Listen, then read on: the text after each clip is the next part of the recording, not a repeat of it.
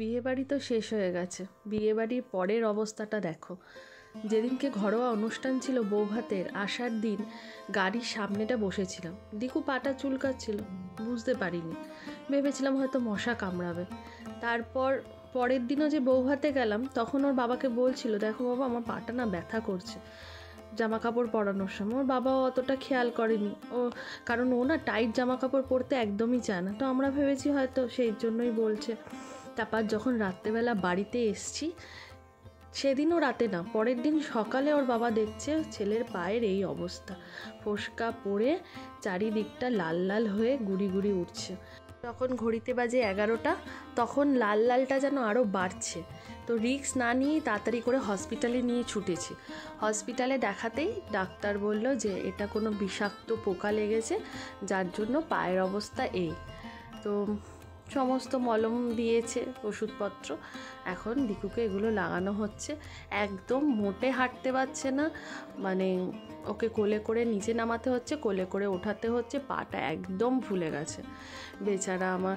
মানে বিয়ে বাড়ি মানে হয় বিয়ের আগে নয় পরে কিছু একটা ওর সাথে হবে। মানে আমরা না ওই জন্য কোনো অনুষ্ঠান বাড়ি আসলে না মুখে কিচ্ছু উচ্চারণ করি না, চুপচাপ থাকি, হ্যাঁ হুঁ করি। কারণ আমরা জানি প্রতিটা অনুষ্ঠান বাড়িতে হলেই আমার দিকুর নজর লাগে। যাই হোক, এটা হচ্ছে একটা সিরাপ খেতে দিয়েছে, এটা একটা ওষুধ লাগাতে দিয়েছে, লোশন, আর এটা মলম। এই হলো আমার দিকুর অবস্থা। তো চলো এরপর তোমাদেরকে দেখাই আমার ঘরের অবস্থা। চারিদিকটা শুধু ছড়ানো ছেটানো, মানে জামা কাপড় তো কাচা হয়েছে, এবার এগুলোকে ভাঁজ করব। দেখো চারিদিকটা, এইদিকে ছেলের অবস্থা আর এদিকে আমার ঘরের অবস্থা দেখো। এবার এগুলোকে আস্তে আস্তে করে গোছাবো। ছেলের শরীর খারাপ হলেই, হসপিটালে গেলেই ওর বাবা কিছু না কিছু ছেলেকে খেলনা কিনে দেবেই। এখনও 6 বছর বয়স হতে চললো, দেখেছ? এই খেলনা বাটিগুলো নিয়ে এসে, এটা বেশি দিন খেলবে না, 2 দিন হয়তো খেলবে, তারপরে চলে যাবে গামলের মধ্যে।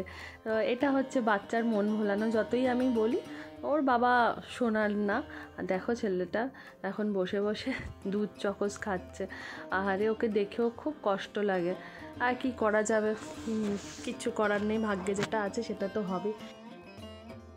তোমাদের একটু ভালো করে দেখাই, দেখো এটা হচ্ছে ডান পাটা, দেখো ডান পাটা ফোলা নেই, একদম নর্মাল, ঠিক আছে?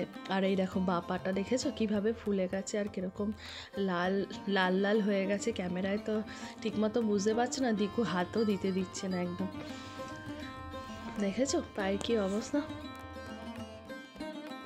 ওর মতো খাক, আমি আমার মতো জামা কাপড়গুলো গুছাই। চারিদিকটা এতটাই ছড়ানো ছেটানো যে মনে হচ্ছে না এটা আমার ঘর। এগুলো গোছানো হয়ে গেলে তারপর সবে এগুলো কেচেছি, এরপর এগুলোতে মার দেব, তারপরে তোমার আয়রনে পাঠাবো। তো চলো, ফাইনালি এখন মনে হচ্ছে এটা আমার ঘর, গোছানো হয়ে গেছে। এবার এগুলোকে আলমারিতে ঢোকাবো। তো দেখা হচ্ছে নেক্সট ভিডিওতে, ততক্ষণের জন্য টাটা।